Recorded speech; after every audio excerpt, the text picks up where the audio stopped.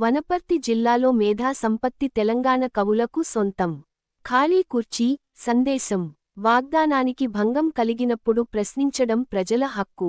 ఖాళీ కుర్చీ, కవిత సంపుటి ఆవిష్కరణలో మాజీ మంత్రివర్యులు సింగిరెడ్డి నిరంజన్ రెడ్డి. ఖాళీ కుర్చీ కవిత వాగ్దాల భంగం వల్ల సమాజానికి ప్రమాదం అన్న ఒక మంచి సందేశం ఇవ్వడం హర్షణీయమని కొనియాడారు. గంగవరం రామకృష్ణారెడ్డి మంచి రచయితగా ఎదగాలని ఆకాంక్షించారు. మాజీ మంత్రి నిరంజన్ రెడ్డి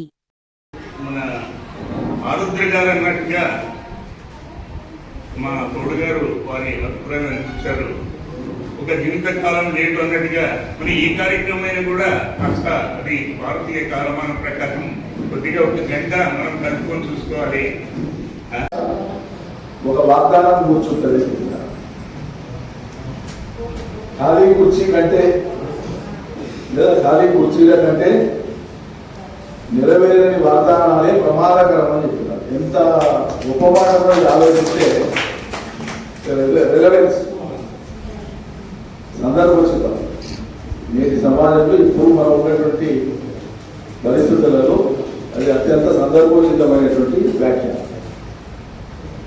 అంటే నువ్వు వాగ్దానం చేసి నెరవేర్చకపోతే నీకంటే ఆ కుర్చీ ఖాళీగా పడున్నా కూడా నష్టం లేదు అని చెప్పడం. నువ్వు వాగ్దానం చేసి అక్కడ కుర్చీని ఖాళీగా పెడితే అది అత్యంత ప్రమాదకరము అని. అంటే ఒక వాగ్దానం అంటూ చేస్తే పూర్తి స్థాయిలో అది నెరవేరడానికి చేసే కృషి మాత్రమే అక్కడ కనిపించాలా. అక్కడ లేకపోయినప్పుడు అది వాగ్దానం చేయనట్టే ఆ కుర్చీ ఖాళీగా ఉన్నట్లే అనేటువంటిది ఆయన చెప్తున్నటువంటి మాట. తెలంగాణ వైతాళికుల్లో ఒకరు రాష్ట్రపతి గారు, ఆయన ఎప్పుడో 50 ఏళ్ల కింద రాసినటువంటి ఎంత అద్భుతంగా రాసింది. అందులో కేవలం సాహిత్యం కూడా లేదు. ఆయన రాసినటువంటి ఆ ఒక్క గేయంలో ఏమంటామా దాన్ని ఆయన రాసినటువంటి ఆ ఒక్క గేయంలో జియాలజీ, జియోఫిజిక్స్ ఉంది, ఆస్ట్రానమీ ఉంది, అంతరిక్షం ఉంది, సోషల్ సైన్సెస్ ఉన్నాయి, హిస్టరీ ఉంది, హ్యూమన్ ఎవల్యూషన్ ఉంది, జీవ పరిణామ క్రమం ఉంది. అంతిమంగా రాజ్యం నిలబడేది, రాజ్యం కూలేది, ప్రజల పాత్ర ఉంది. అంతిమంగా ప్రజలకు ఏం కావాలో ఒక ప్రబోధాత్మకమైనటువంటి సందేశం ఉంది చివరిలో. ఇన్ని మేళవించి ఒక మహాగ్రంథంలో రాయగలిగినటువంటి గొప్ప అంశాన్ని లేదా అంశాలను సంక్షిప్తీకరించి ఒక్క గేయంలోనే ఈ మొత్తం తాత్వికతను వెలువరించినటువంటి దాశరథి గారు ఈ ఒక్క గేయానికి నోబెల్ ప్రైజ్ అర్హులయ్యారు.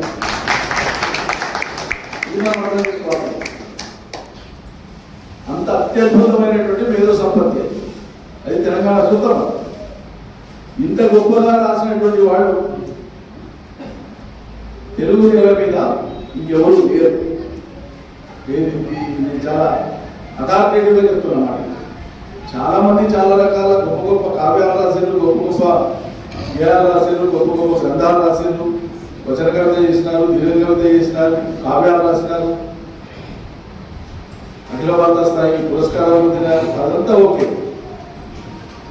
కానీ మొత్తం సమాజాన్ని ప్రతిబింబించేటువంటి విధంగా గతము, వర్తమానము, భవిష్యత్తును నిర్దేశించి, విశ్లేషించి, నిర్దేశించి ఒక దారి చూపేటువంటి విధంగా ప్రజల్ని ప్రబోధాత్మకంగా వాళ్ళను ముందుకు నడిపేటువంటి విధంగా సవాలు వేసేటువంటి విధంగా రాసినటువంటి దాశరథి గారి ఆ రచనా శైలి ఏదైతే ఉందో అది నవతరం రచయితలకు, వర్తమాన రచయితలకు అది ఆదర్శప్రాయం అని చెప్పడానికి బయలు సార్ అనుకుంటారు. చెల్లెమ్మ సార్ మీరు కదా, చెల్లెమ్మ ప్రోత్సహించి రాయించింది ఇది వాస్తవం. అంటే సార్ బుక్ చదివేట్టున్నాడు. అయితే నాకు మొదటి పాఠశాల అంటే మిరాజ్పల్లి, తర్వాత నేను మిరాజ్పల్లిలో చదువుకున్నా. అందుకే మాట్లాడొద్దని సార్ మాట్లాడిస్తాను. మాట్లాడాలని చెప్పాలి పడుతున్నా. అక్కడి నుంచి కొత్తకోటకి 8, 9 తరగతి వచ్చినప్పుడు అక్కడ రఘు సార్ అనే ఒక సార్ వాళ్ళ మిత్రుడు ఉండే. ఆయన మల్టీపర్పస్ ఏ సార్ పోతే ఆ సబ్జెక్ట్ చెప్తుండే మాకు. ఆయన ఈ నా కవితా ప్రస్థానానికి పునాది వేశాడు. అంటే మాకు చిన్న పాట ఉండే చిన్న పెన్సిల్ నేను చెబుతాను వింటానో కాదా అని పెన్సిల్ మీద ఒక చిన్న గేమ్ ఉంటుంది. అంటే ఏది సార్ పెన్సిల్ మాట్లాడతా సార్ అడిగాడు. అంటే 8th క్లాస్ కదా, అట్లా కాదమ్మా కవి అంటే ఇట్లా దాన్ని పబ్లిక్ తీసుకుపోవాలంటే ఒక చెప్పు మీదనో ఒక చాక్లెట్ మీదనో రాయొచ్చు అని చెప్పింది. అయితే బాలయ్య అని నాకు ఒక మిత్రుడు ఉండే, బాలయ్య పాలెం అంటే క్లాస్, అతనికి నాకు పోటీ అనమాట. ఎప్పుడు ఆయనే ఫస్ట్ వచ్చేవాడు బాలయ్యని నేను చెప్పాలంటే. అయితే బాలయ్య డిఫరెంట్ గా ఎవరు ఆలోచించిన రీతిలో చెప్పుల మీద కవిత రాశాడు.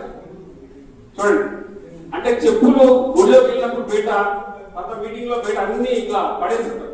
అవి ఎంత బాధపడతాయో కవిత రాశాడు. అయితే నేనేమనుకున్నా, సార్ నాకే చాక్లెట్ ఇస్తాను అనుకున్నా, కానీ నాకు ఇయ్యలే సార్ చాక్లెట్, అతనికి ఇచ్చాడు. అంటే అది బాగుందేమో మరి కాబట్టి ఇచ్చాడు.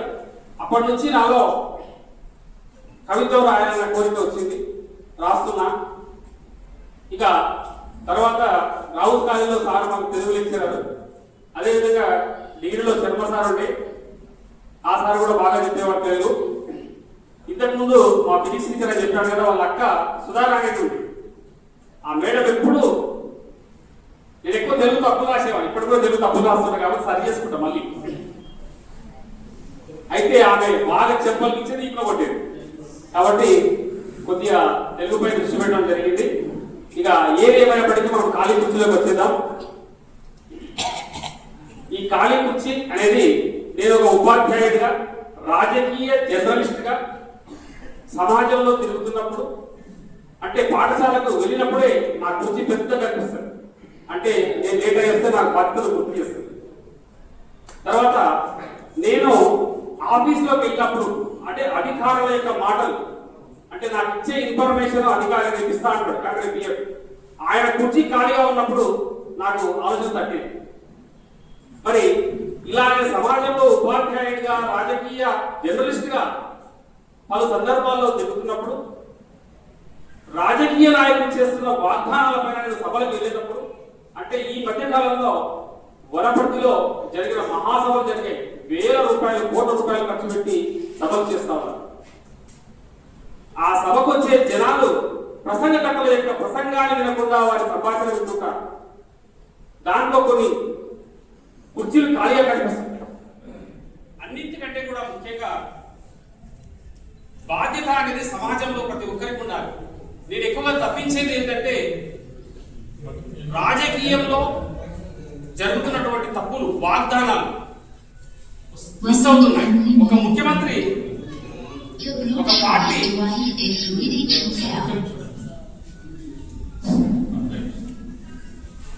అంటే ఒక ముఖ్యమంత్రి కుర్చీ అనేది వాగ్దానం చేస్తే, కానీ ఆ వాగ్దానాన్ని మళ్ళీ నెక్స్ట్ ప్రభుత్వం ఫామ్ అయినప్పుడు ఆ వాగ్దానం వెళ్ళిపోయింది. అంటే ఇక్కడ భావాలు వివిధ కవిలో వివిధ మనసులో వేరే ఉండొచ్చు, కానీ అక్కడ ఆ ముఖ్యమంత్రి చేసిన వాగ్దానాన్ని నెక్స్ట్ వచ్చిన కుర్చీ అనేది కంపల్సరీ నెరవేర్చాలా లేదా అనేది నాకు క్వశ్చన్ మార్క్ వచ్చింది. దాంట్లో పుట్టింది ఈ ఖాళీ కుర్చీ.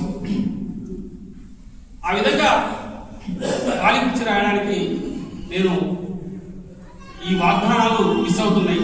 రైతుల స్వరాలు మూగపోతున్నాయి. జర్నలిస్టు శ్రమ వృధా అయిపోతుంది.